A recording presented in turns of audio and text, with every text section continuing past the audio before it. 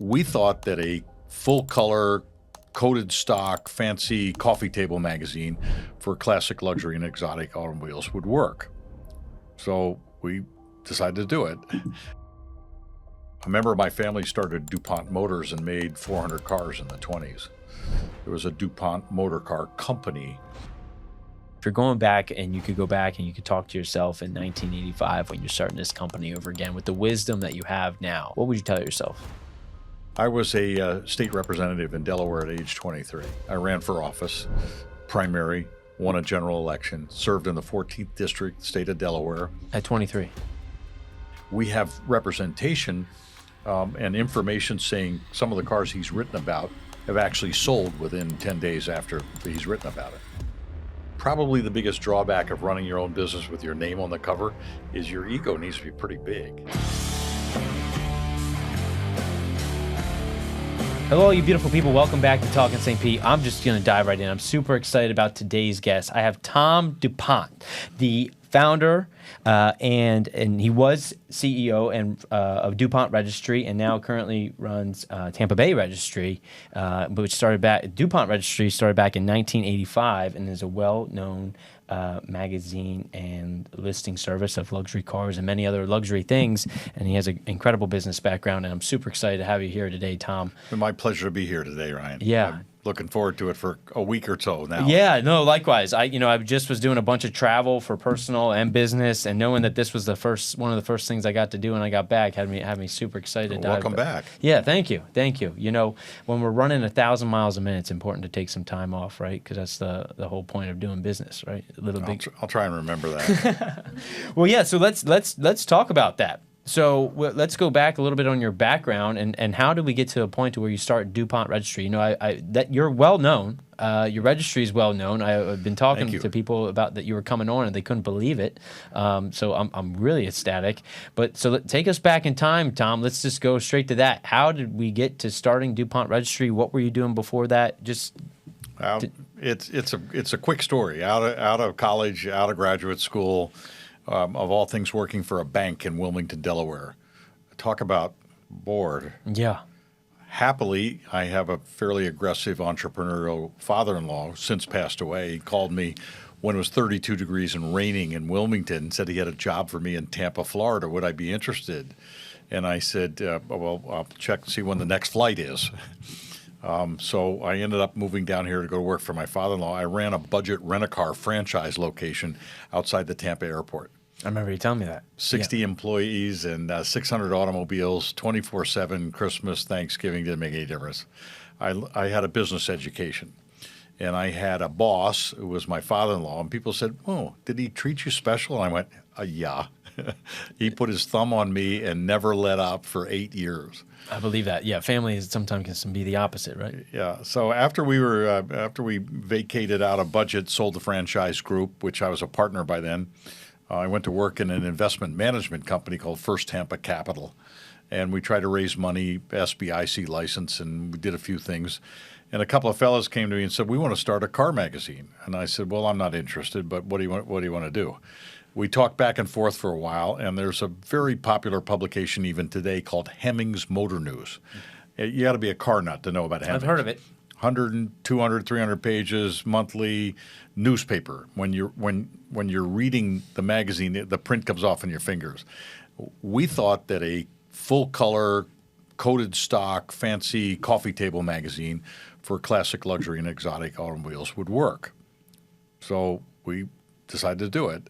First Tampa Capital turned us down. I was president of the company, and they said no to our business plan.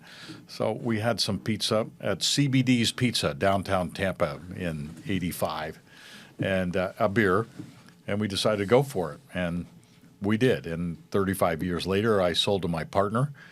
He ran it for 3 or 4 more years and sold to a guy in Miami. The fellow in Miami has repurposed it into a more Rob Report kind of magazine, and he has editorial.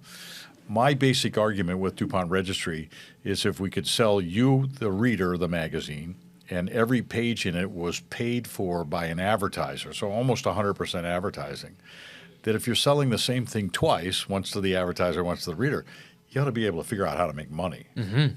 And we did.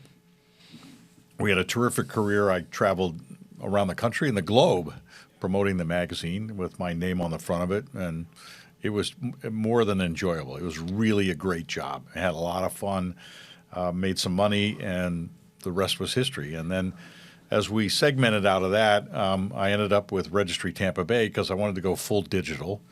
All of our audience with DuPont Registry was spread all over the world in the country. So it gave me an opportunity to come back and repurpose that kind of an idea locally in Tampa Bay and see if we couldn't develop newsletters that people would be interested in getting. So we started harvesting names and adopted the old DuPont Registry Homes magazine list and started putting out a newsletter. Mansion Monday, now Tuesday Tea Time, B-Mail Wednesday, Thursday is Weekend Top 10, Friday is Friday Food Fight, Saturday is Weekend Wheels. Wow. Okay. 6 newsletters a week. If you subscribe, you get all 6. If you don't want to read one, just delete it, right? yeah, move on. Well, we'll open it first. Yeah, we need the opens. Yeah, you need the opens for the advertising. Okay, well, you said a lot there, and so we need to pull that apart a little bit. So it's 1985. You're having pizza and beer. What's the appeal? I mean, so you're in the car business from the rent-a-car thing. You have some other experience in business. Take me back to that conversation. Like, what's going on in 1985 to where you're like, okay, this can work. There's money to be made here. We're going to stick it. Just take me through that a little bit. Well, besides being somewhat of a car enthusiast, not over the top like some guys, but I like automobiles and drive nice automobiles, and obviously drove a lot of nice automobiles when I was the publisher. But a better description is probably a serial entrepreneur. I just couldn't wait to start another company. Okay. And I get that. When I ran Budget Rent-A-Car in Tampa, I was running my own office. I just had backup and back accounting and a boss I had to answer to. But I had that discipline. I was essentially out of work and looking to finance companies. And it was going along okay, but it's kind of boring. Mm-hmm. And so this gave me an opportunity to start something from scratch. I had my partner ended up being my partner in the business, Steve Chapman, sold radio time. There isn't anybody more aggressive about selling advertising than the guy selling McDonald's an ad at 7 in the morning right. when you're listening to Mason Dixon, if you remember that name. Yeah, I do. And so he knew how to sell, okay, but he didn't know how to run a company. So how many of you came together to start the DuPont Well, it was the Registry? 2 of us. There was another guy on board, but he left fairly early. Too much heat in the kitchen for him. So it was Steve and I for the entire distance, and we hired, fired, begged, pleaded, and just held on for dear life. So what were those early days like? I mean, so you guys... So you get my favorite story because you're going to like this one. Okay, good. We're in a tower building downtown Tampa. We've got borrowed office furniture and lights and things that we found almost on the street. I mean, we almost went around the community looking for stuff. Yeah. We don't have a positive cash flow. We're running on loans. And business in 1989 was just starting to turn. So we've been at it for 4 years. I was reading the Wall Street Journal like a good chief executive officer, and I noticed that Christy Hefner with Playboy was looking to expand the Playboy image and into non-sophisticate business, which means no naked people. And if she could partner, buy, and use their muscle in the media business, she was interested. I went, well, cars, guys, perfect fit. So I hollered at Steve, my partner. I said, Steve, come down here and look at this. So I pushed the paper across the little article, lower left corner. I can remember it well on the Wall Street Journal. Steve reads it a little bit, gets the idea, and he goes, this is really interesting. I said, yeah, I think so. He reaches across my desk, literally, grabs my phone, pulls it over. I said, what are you doing? He said, well, I'm going to call Christy. And I said, well, what are you going to say to her? And he goes, I don't know. She hadn't asked me any questions. Fair. Playboy was our partner for 10 years. Wow. They bought a big chunk of the company. They helped us with distribution on newsstands. They helped us with a subscription plan. And they helped us dress up our booth at a car show or an auction or something like that, DuPont Registry. And there's nothing like an attractive blonde to hand out magazines. Yeah. Yeah, that helps. So at that time, I mean, because Playboy at that point, they had distribution figured out. They had all Everywhere. these, they had all the connections. So that makes a lot. So that was 4 years in, and that maybe was a little bit of a hockey stick for you, Big time. in terms of growth. Big time. Really took off after that. And they stayed with us for about 10 years. And I don't know if you follow the cycle of Playboy. Not a lot of people pay attention to the business side. But they didn't get very far with other enterprises like us. We were doing fine, and we got 10 years out, and they were really turning towards the break in the internet where the XXX was starting to take hold. And they wanted to go back that direction. And we said, well, you take your own car. We don't want to go there. Right. So Yeah, we came to an agreement and bought them out, bought the stock back, and that was 89, 99. But you rode their coattails in that time. Absolutely. When they had a representative go around to a newsstand operator, let's say in the Deep South, and say good morning to the guy who ran 25 newsstands in the airport and everything else like that, the guy said, first thing he'd say is, sorry, I can't put your magazine on the newsstand. We don't allow that kind of stuff. And the guy would look at him and said, well, here's your copy. He gave me his personal copy. Yeah. And he said, by the way, I want you to promote this magazine on the newsstand. Okay, so they helped you. Okay, yeah. So, bingo, we were on newsstands. We were in 65 airports within 3 months. Wow. We boosted our newsstand distribution from 2,500 to 65,000. Incredible growth. So, I mean, at that time, 4 years in, can you just give me some kind of metric or something to say for where you were at 4 years and what that partnership did for you? Because I think that's fascinating. Well, it took our business, and you can imagine you get about a third of the money that something sells for on the newsstand. So if you get a third for $2,500, you might have coffee, right? But you get a third of 65,000 every month. You have can 2 buy cups of more than coffee. Right, yeah. You can get whole breakfast. And advertising rates, we inched up whenever we could find it, and we started booking some national advertisers. And then, of course, all of the classified listings for cars for sale. Yeah. And we tracked that. In those days, there was not the tracking you have on the internet. There was algorithms and digital analysis and that kind of stuff. This wasn't present. So we're calling people. Some guy would have his Lamborghini on the magazine, and he'd put it in for 2 months for $199 or something like that. And we'd give him a call a little while later. He says, oh, yeah, I sold it. I said, you sell it through the magazine? Yeah. So we'd have a meeting, and we'd pop a little champagne and say, we sold one. Right. But it's been – the premise of the magazine was if you were living in St. Louis and had a Ferrari and you wanted to sell it, you can't put it in the St. Louis newspaper. Yeah, because so many and you people can't put it out on the street with a for sale sign. So how do you get the attention of the Ferrari buyer marketplace? DuPont Registry. Guy in California reading the magazine, sees the Ferrari one he wants, calls the guy, says, okay, I'll be there tomorrow, flies in on his private jet, looks at the car, gives the guy a check, calls a mover that specializes in cars, puts it on, takes it home. I mean, the model at that time definitely makes sense, right? Pre-internet, 100%. And the internet gutted us a little bit. I believe that. I want to come to that in a second. But first, in even now, it's still in software companies and news subscriptions, newsletters, and I'm curious, even for myself in this show, right? Like, what came first, right? Because you obviously needed people to read the magazine, to come to advertisers and say, hey, we need, put your ad in our magazine. But they go, well, who's reading it? So which one came first in that sense? It's like a chicken or egg kind of. It's very much a chicken or egg, and it applies to today as well. Yeah.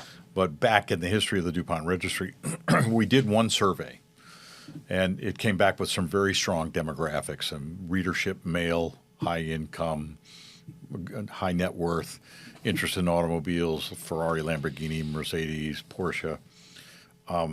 I think we did that survey originally, I want to say, in '89.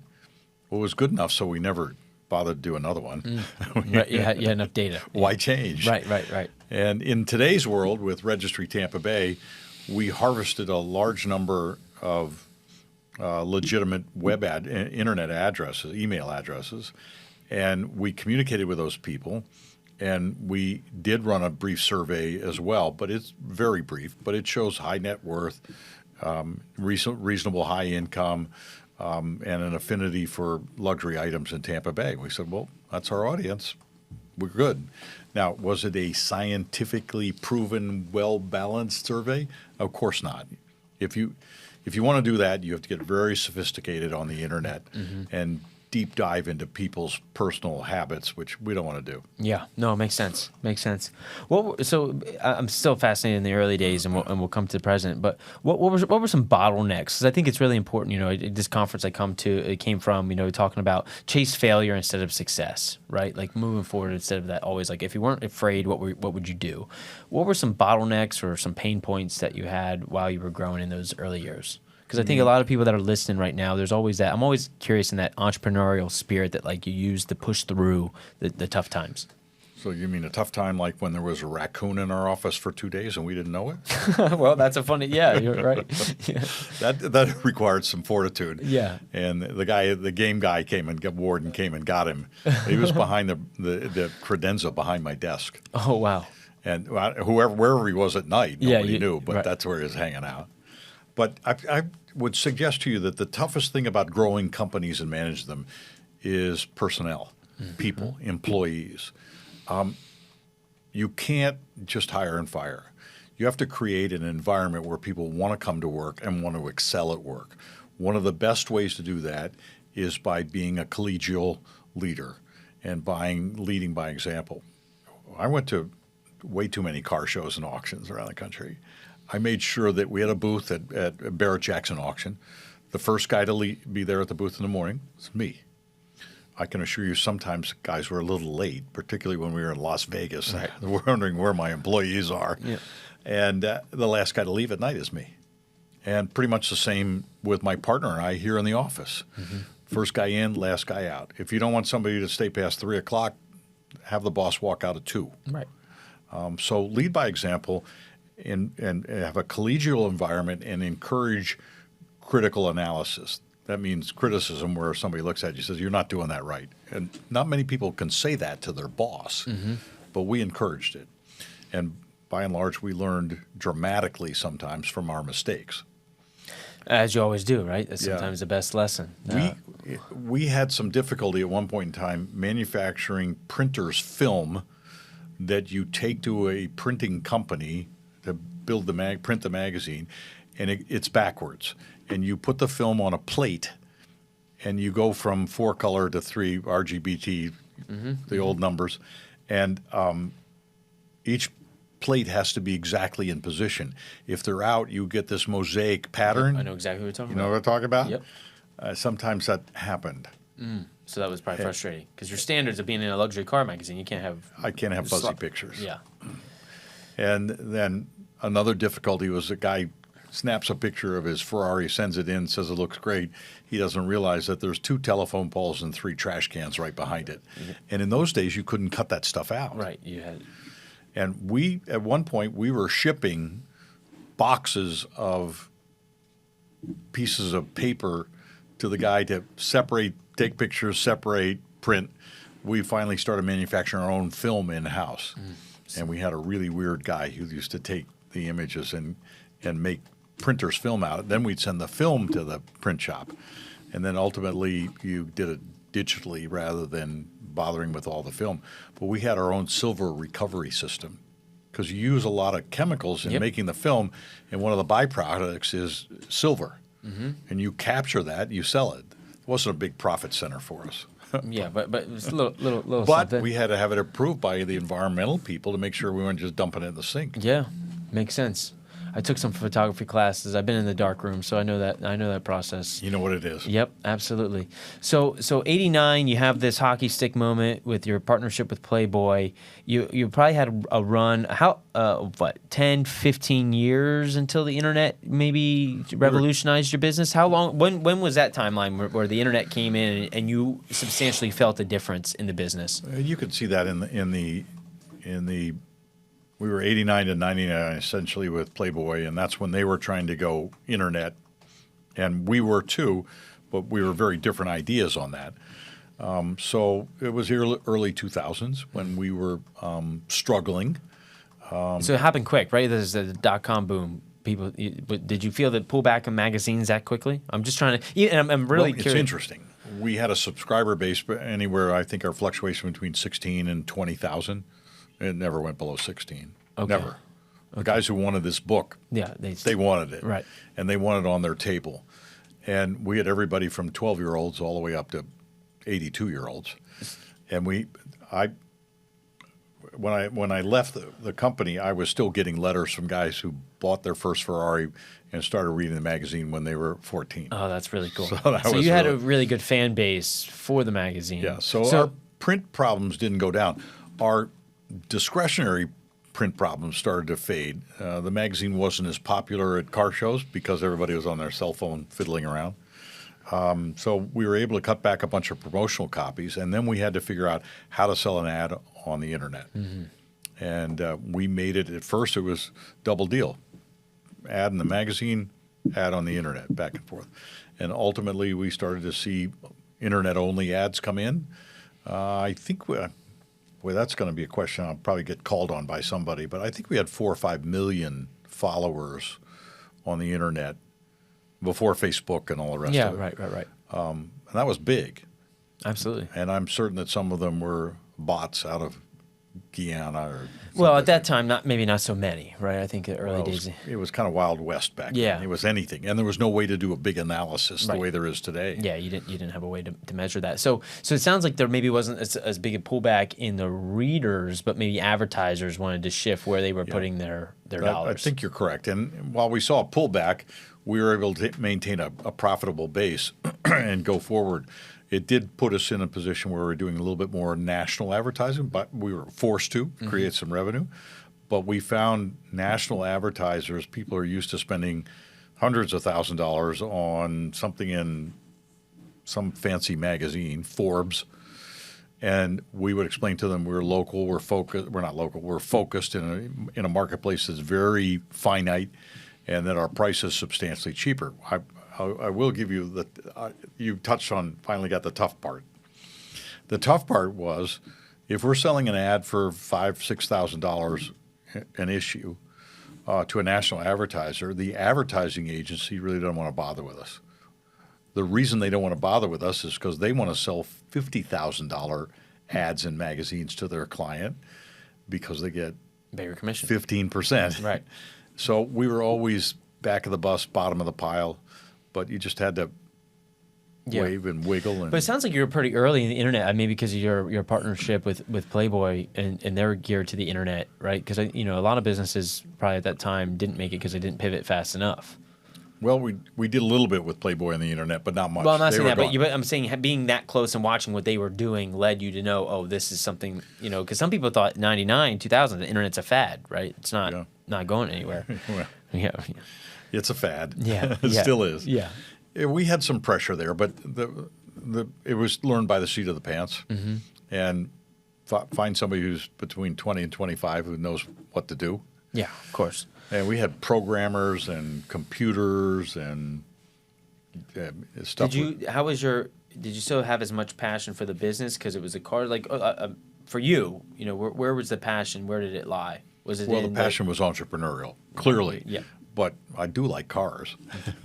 I can imagine being in a luxury car business that you got some pretty cool experiences as you were growing the business. No kidding. What are some top 2 or 3 that come to mind? We did have a dealership that we owned and operated because we would buy out of the magazine, sell out of the magazine.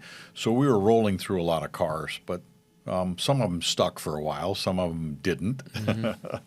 And there were some favorites along there, and then there were some real bombs. I don't know if you'll remember this, Porsche came out with a Speedster version of the original Speedster back in the 60s. And I'm going to say this is like early 90s, maybe 2000. It was before the internet, so it had been in the 90s. And they manufactured, and it had kind of a shell over the back seat. Windshield was short, had the old round bathtub body, and it was an immediate hit. We got on the phone with every Porsche dealer east of the Mississippi and offered to buy the Porsche inventory of Speedsters, as many as we could get. And you brought them to your local dealership or just to push through the magazine? We shipped them direct to guys in California who couldn't get them. Ah. Even California dealerships were paying $1,000, $2,000, $3,000, $4,000 over list just to put it in their inventory. There was room for us to make some money there. So I think we saw 20 truckloads of Porsche Speedsters out, just moving them across the country. Smart little arbitrage there. Yeah, definitely. Yeah. It was risky, but it worked. But you knew that there was demand for it. And we'd buy other exotics every once in a while, a Lamborghini or two and a couple of Jaguars, and not so many Mercedes. We did a few of them, and Ferraris. What was your personal favorite? Yeah, that's a tough one. There's several personal favorites. So not only was I interested in luxury and exotic, but also classic cars. I remember my family started DuPont Motors and made 400 cars in the 20s. There was a DuPont motor car company. Okay, so there's some history tie here to this. Yeah, That's so pretty cool. There's about 30 of them left in existence in some form or another. Obviously, I got thrown in the middle of all that, and every once in a while I'd find one, so I'd buy it, and I'd restore it. And then I would keep it for a while, and then if it was appropriate, I'd sell it. And I went through 5 of them. And the last one was a DuPont Motors 4-place Le Mans Speedster. And it was a big car with a Continental straight 8 engine under the hood. The pistons as big around as your fist. And it was and I restored it. I took it to all the classic car shows, Concours d'Elegance, took it to Pebble Beach, and kept it until I was exiting the magazine, where we had a showroom and a little repair shop in the back. And now I'm on my own, and I got a garage. And I said, I don't know what to do with this car.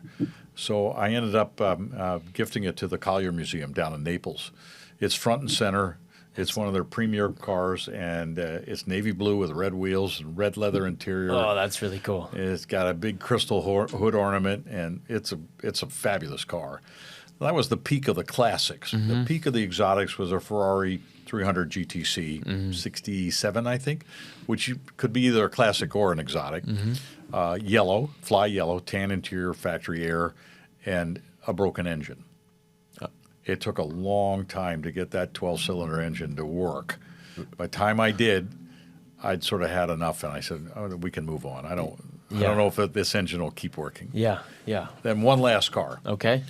When I was a junior in college, my fraternity brother, who probably had some major craziness to him, had bought a 61 Porsche Super 90 Roadster.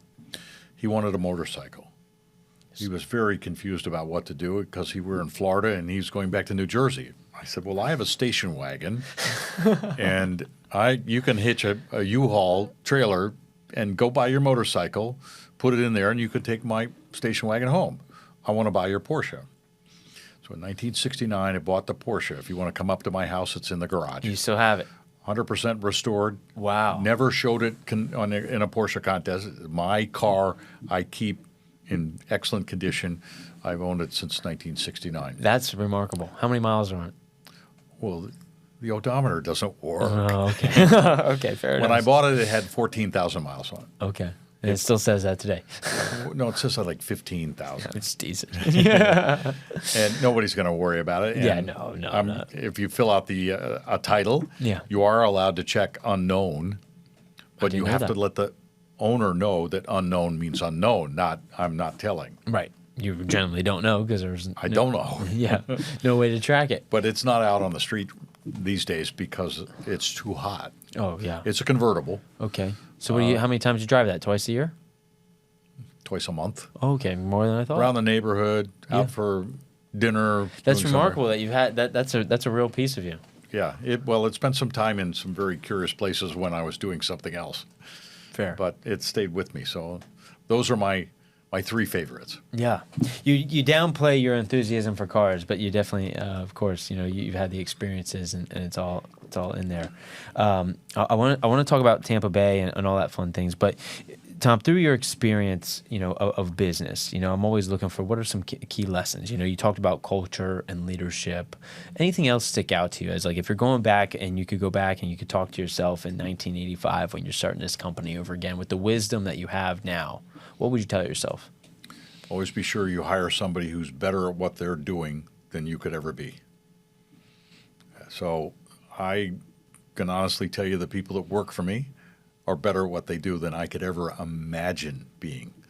And if you can get that collective genius work ethic intelligence, knowledge, expertise. When you couple it with 2, 3, 4 other or 60 other people, you're gonna win. Mm-hmm. You can't lose. Well, you can, but it give you a leg up. Surrounding yourself with people who are smarter than you are. I mean, we hear that one time and time again, for sure. Just sidebar, have you had a chance to play with artificial intelligence at all? Yeah. What do you think about You that? mean like chat and Yeah. the rest of that? Yeah.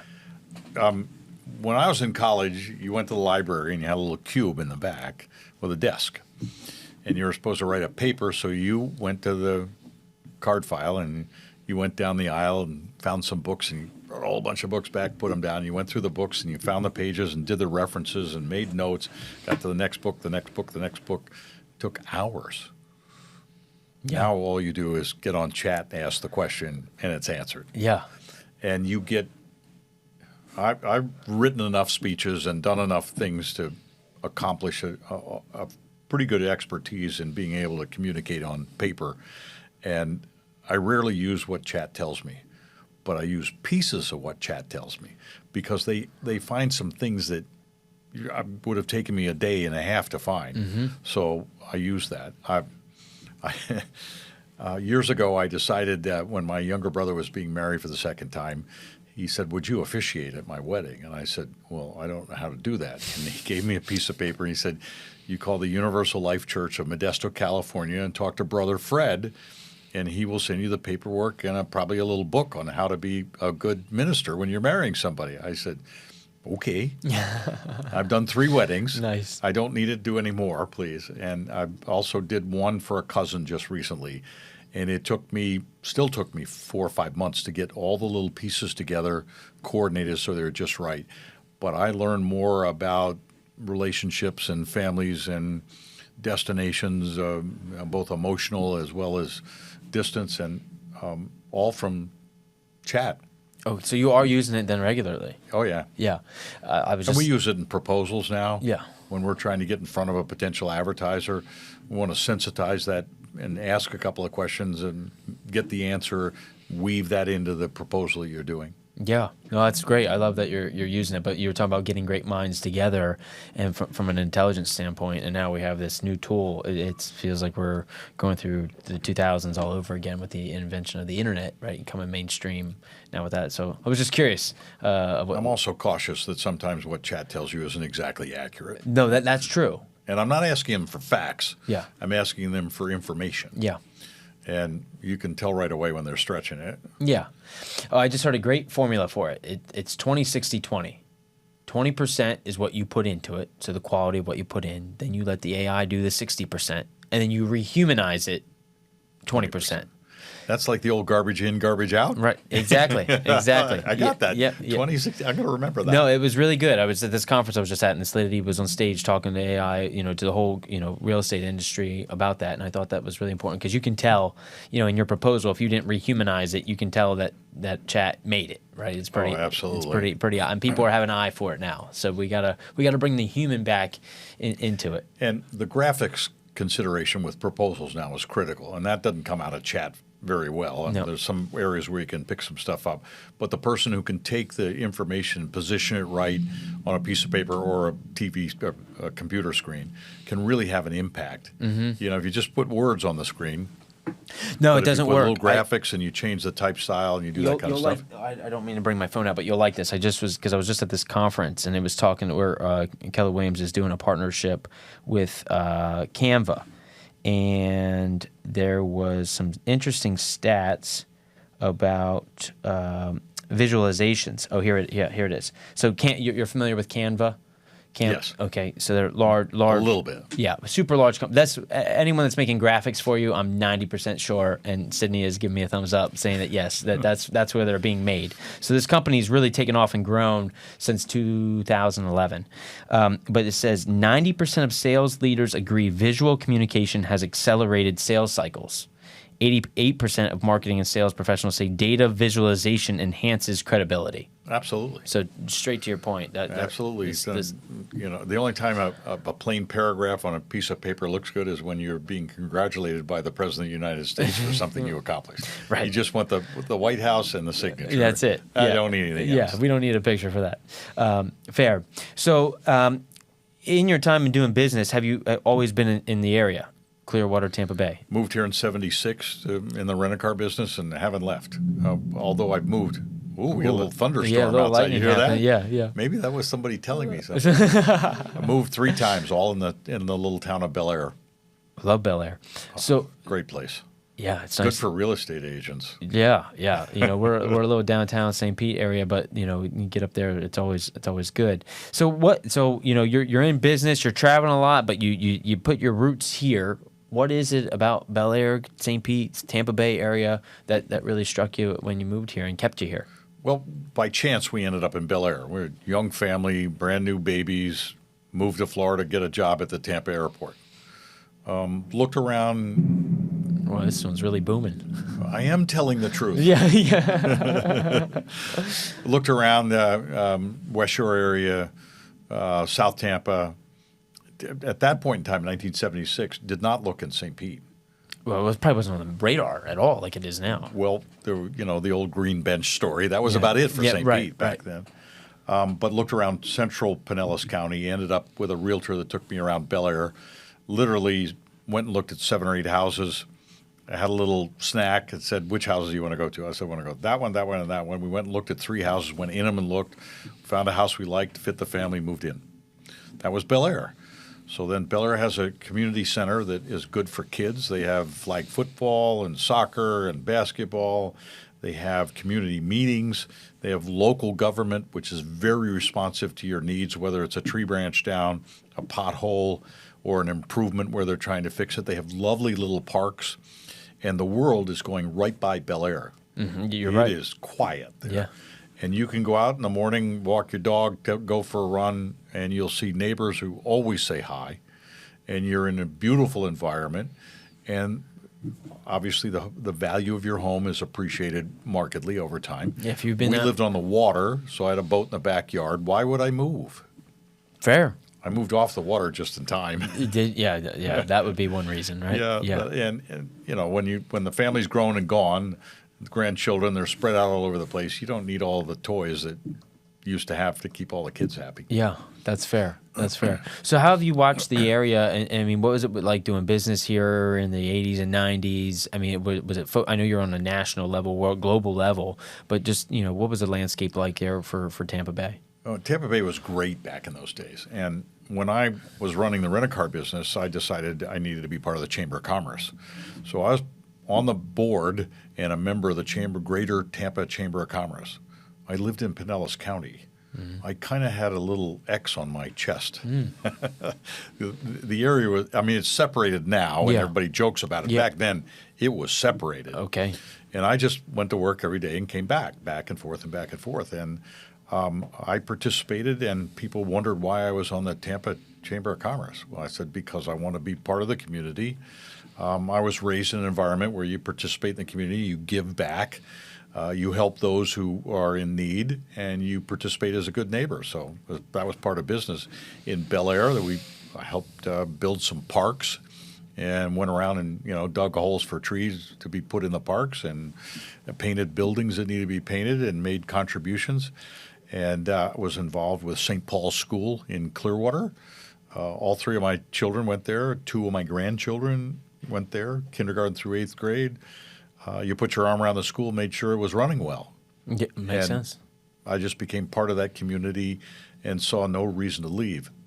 The worst thing that's happened to Tampa since we got here, the rest of the people found out about it. The secret's out, right? Yeah, secret's out. The traffic shouldn't be this bad. The people running these communities around Tampa Bay should have known better about traffic patterns and what's going on. They're the people that grant the permits to the guy that built the high-rise. Yeah. How did they think that if they added 20,000 people in that area, that a road that was handling 2,000 people was going to be adequate? It's fair. It's a really fair question, and it's probably a tough conversation, right? When it comes to infrastructure, the money and growth. I mean, can the infrastructure handle it? It's probably pretty complex. Of course, they could do a better job. I I don't earn any friends in politics because of that. Yeah. Oh, I forgot to mention that part. I was a state representative in Delaware at age 23. I ran for office, primary, won a general election, served in the 14th district, state of Delaware. At 23. At 23 for one term. Yeah, I like how you just threw that in there. Very casual. 23. Yeah. Okay. So, and I'm guessing, Tom, that you have had a really awesome. I mean, everyone has their family, but DuPont Motors and that. So, like that tells me that leadership has been in your blood for a while. Absolutely. Absolutely. My family, obviously, the DuPont family had a big presence in Delaware. That company was family owned until the 50s. I mean, it was traded on the stock exchange, but the leadership was all family. You saw all of my relatives and aunts and uncles, my dad and mom were all participants in charitable and philanthropic enterprises, and it just runs in your blood. You're not going to give it up. As long as you got the resources, which can be just as important physical as monetary. Yes. And when you throw your weight into something, you show up. I used to help open up St. Paul's School in the morning. I had the keys. Wow. I was chairman of the board. I said, well, why would you ask everybody else to get here at 6:30 in the morning? And you don't understand what the guy has to do. The janitor has to clean up after all those little kids. Yeah. So I'd go find out. That's really cool. Just that collegial leadership is critical, both in philanthropy as well as corporate. Yeah, and I, being in leadership myself, I'm always looking at other great leaders because it's, there's always, there's levels to things, and we can I'll turn the table for a minute. Where'd you come from? St. Pete? No.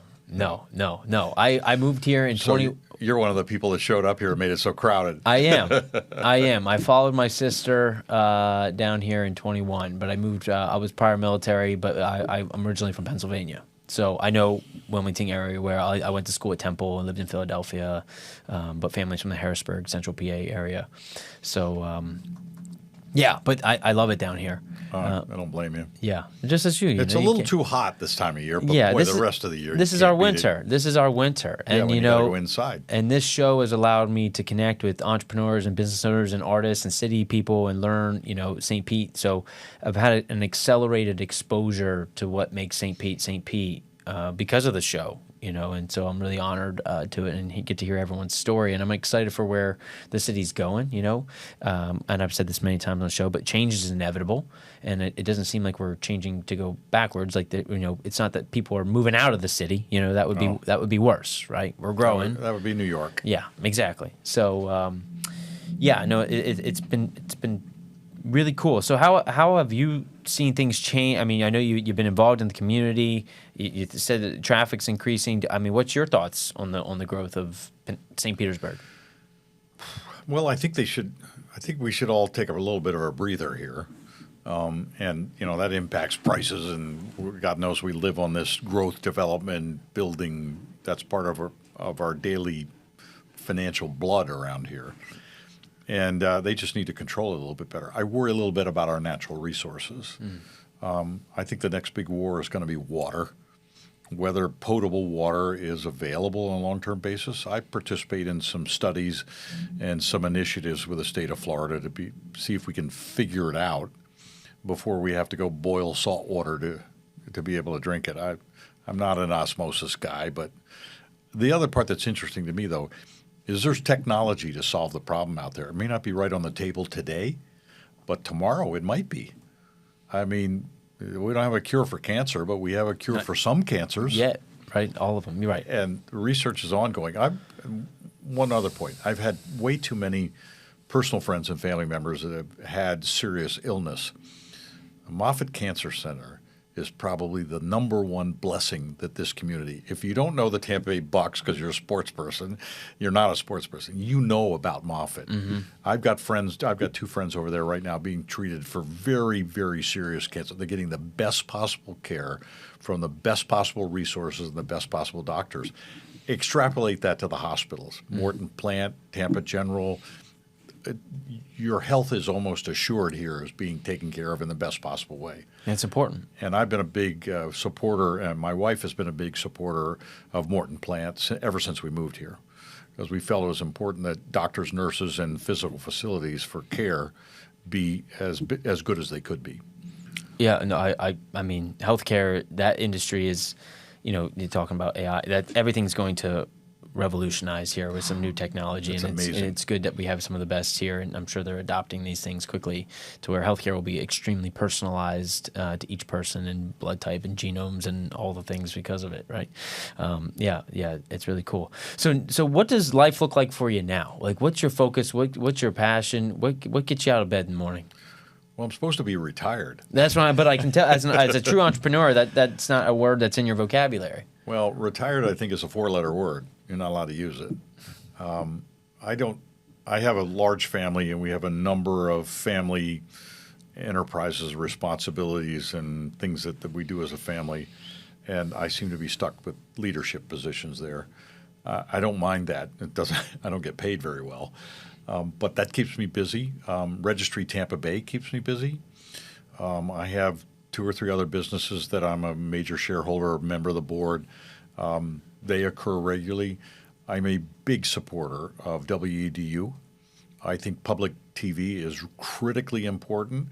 I'm as disappointed in Congress as you can imagine. I'm not a big fan of NPR, but I understand people who are. It's just not my cup of tea. It's fine. It's okay with me. But if the federal government says that's not really where we should spend our money, I'm not going to scream and yell.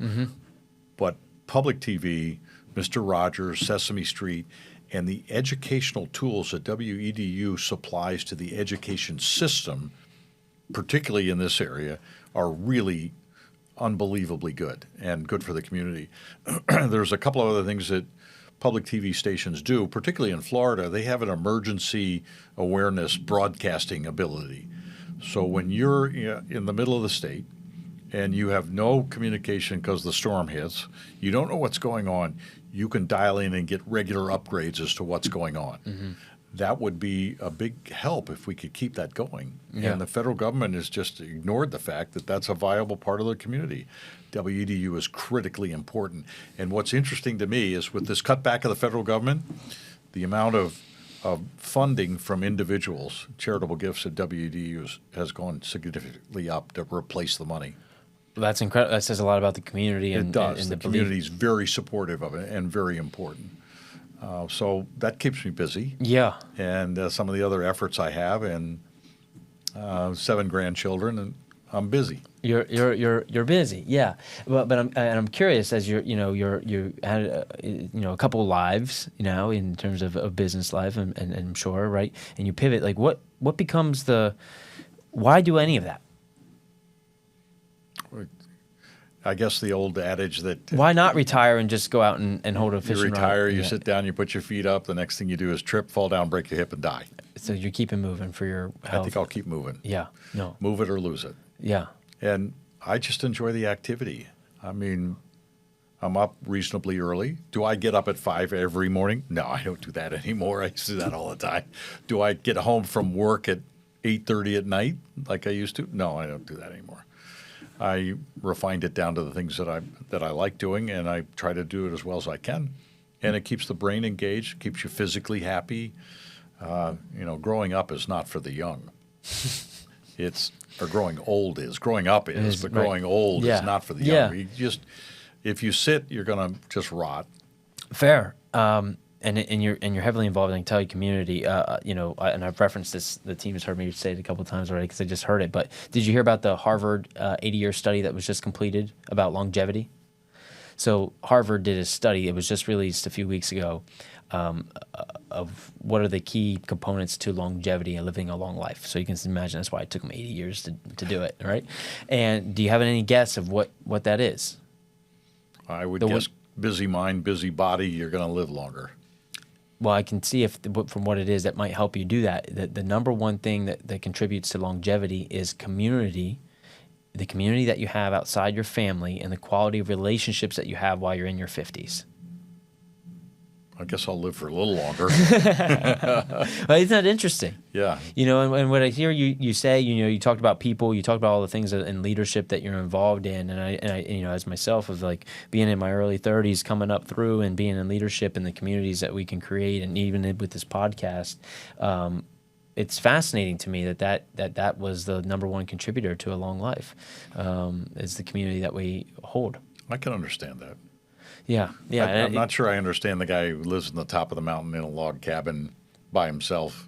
Yeah. And comes to town every once in a while.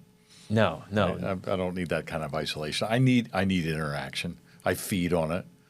You know, having run a business, as I described to you, I'm vulnerable to suggestions and intercourse and in talking to people about different ideas and feeling it out, and I just enjoy that part. I don't always have to be right.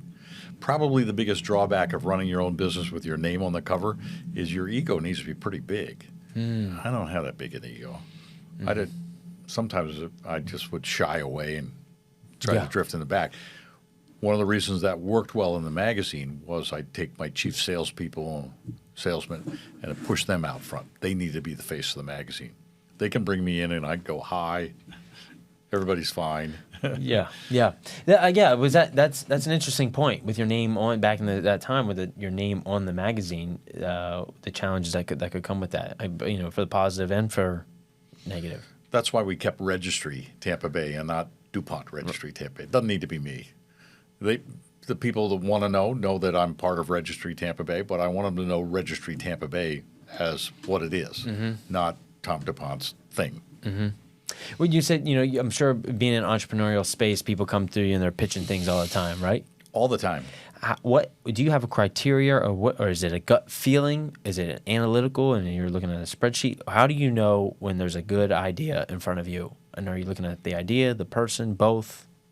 Well, the person who delivers the idea is critical.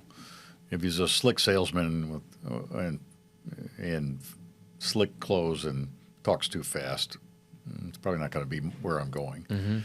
I like slow, analytical, thoughtful presentations, and I like to see what they've got invested themselves.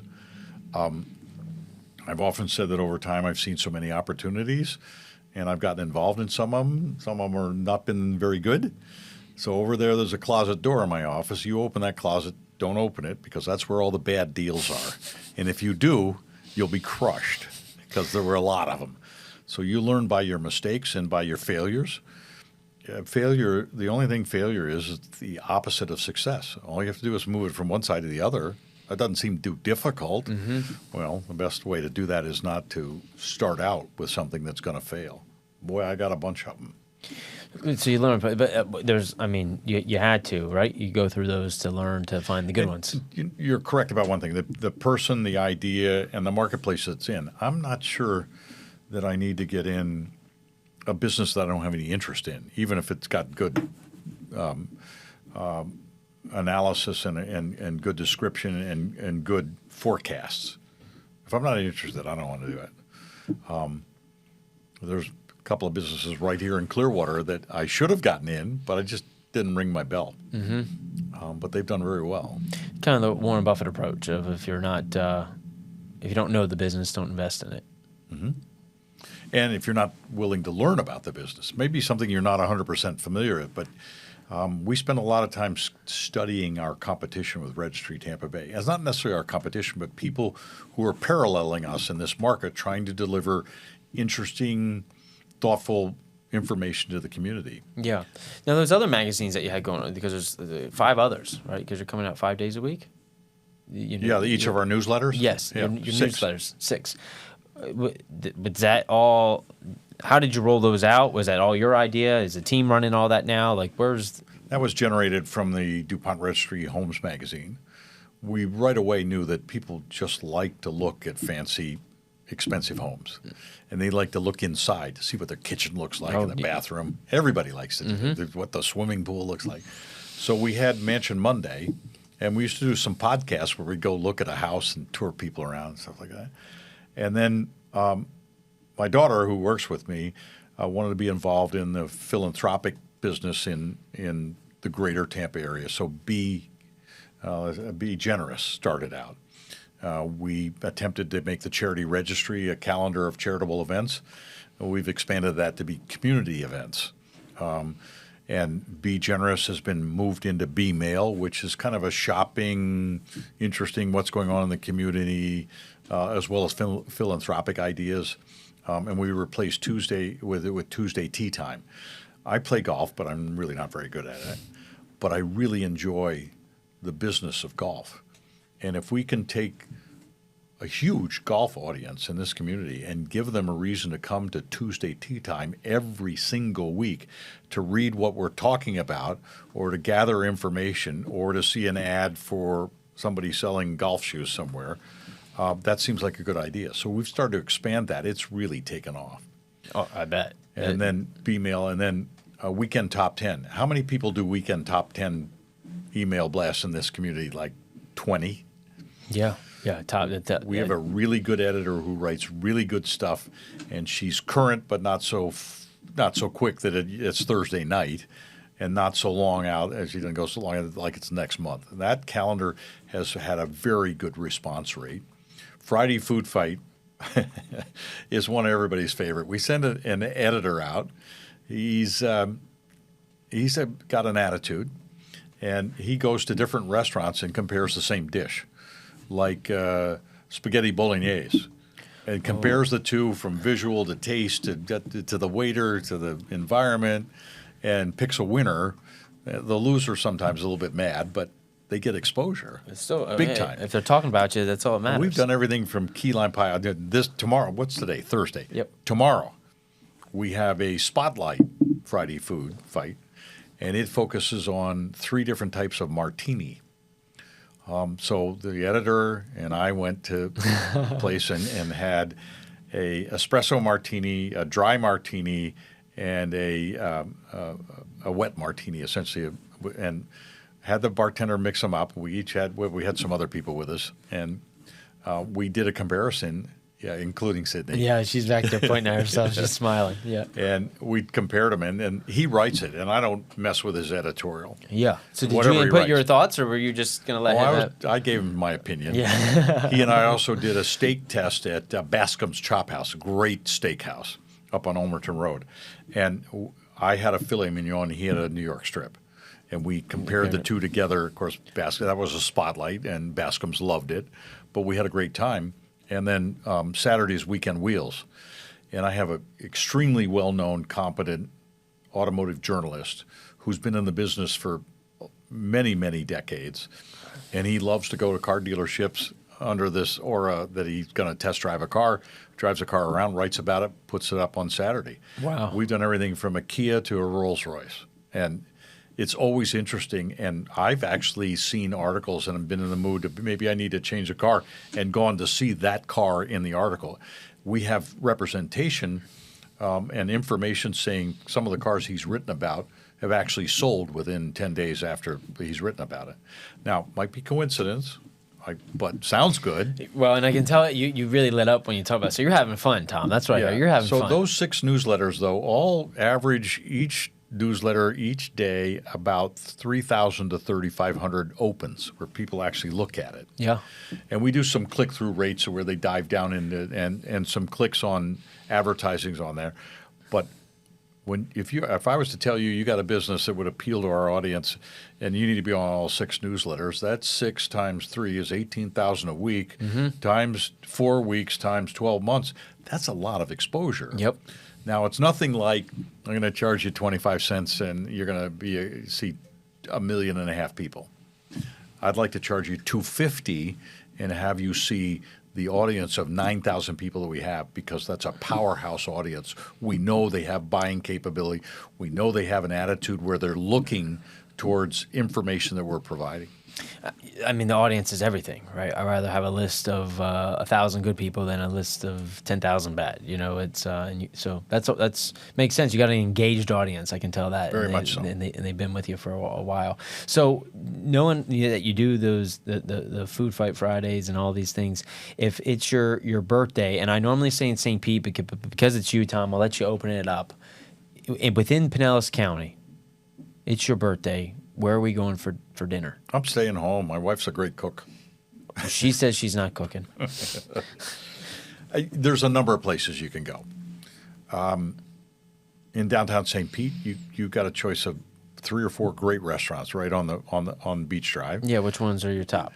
400,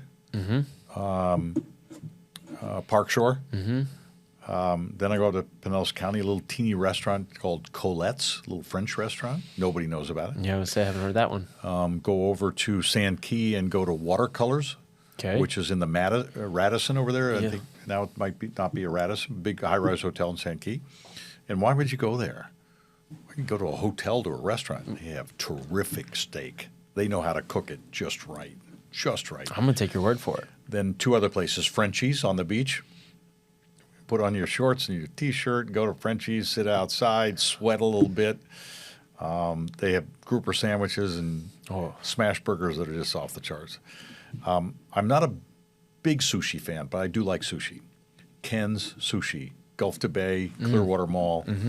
That's the best sushi in Pinellas County.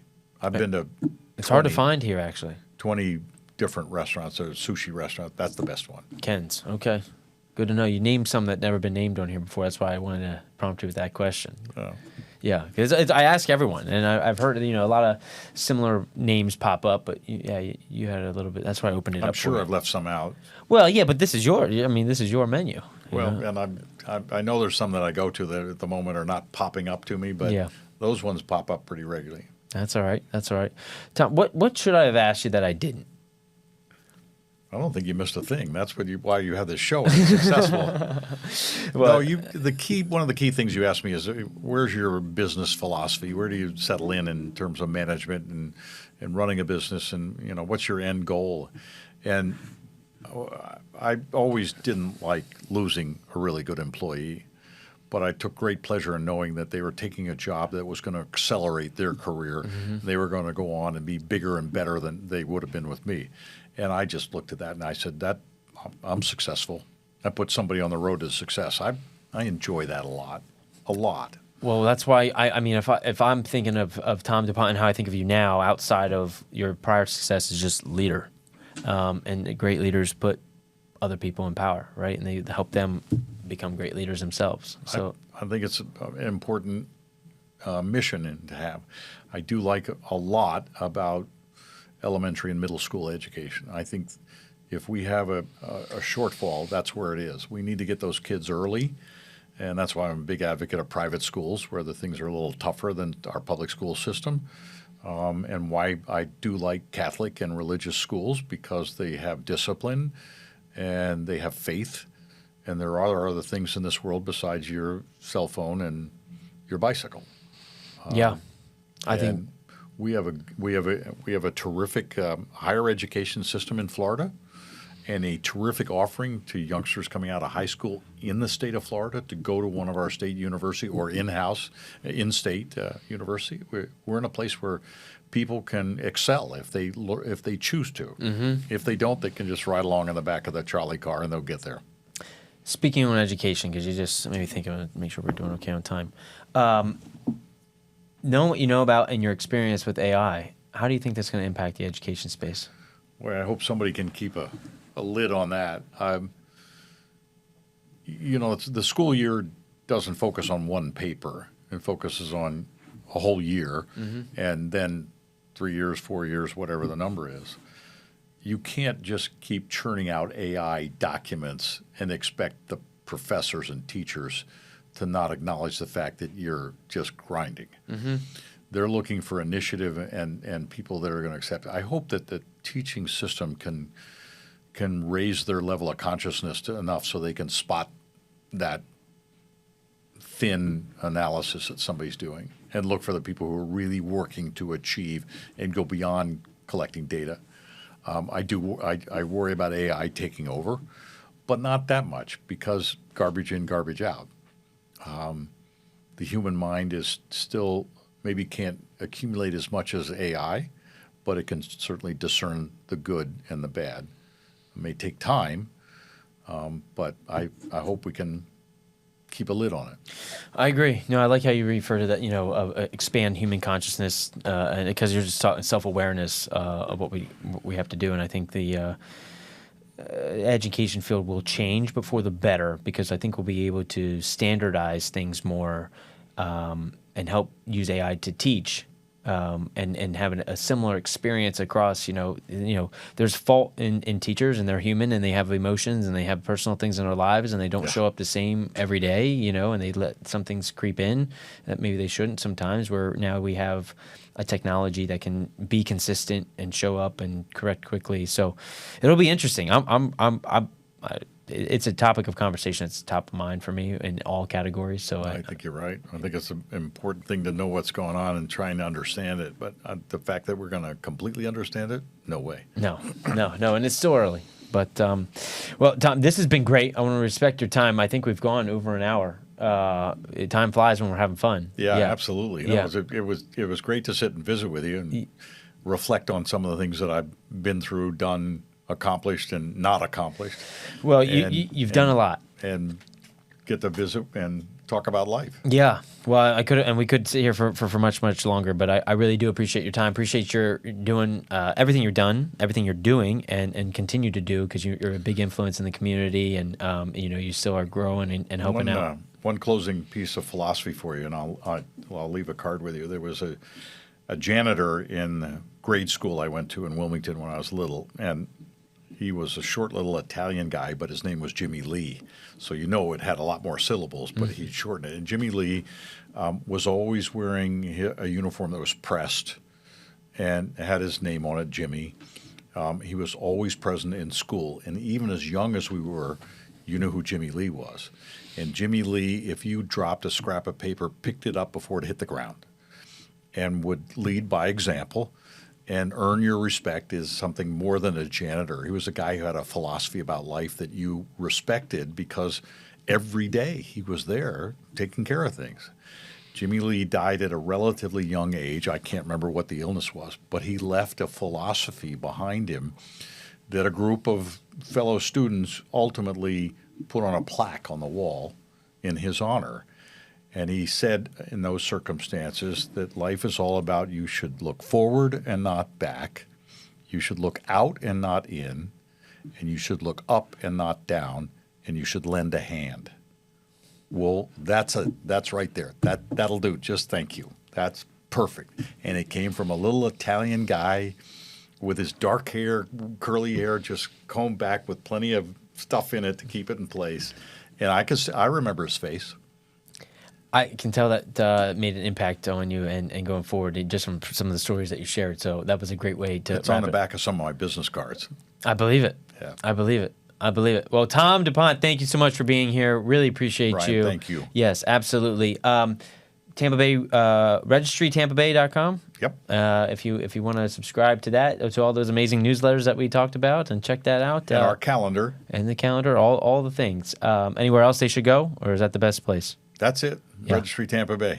You got it. Okay. Well, thank you, Tom. Thank you very much. Appreciate it. Yep. Enjoy the visit. If you're still with us, like, subscribe, share with a friend. Go check out Registry Tampa Bay. Appreciate you, and we'll see you on the next one. Bye, everyone.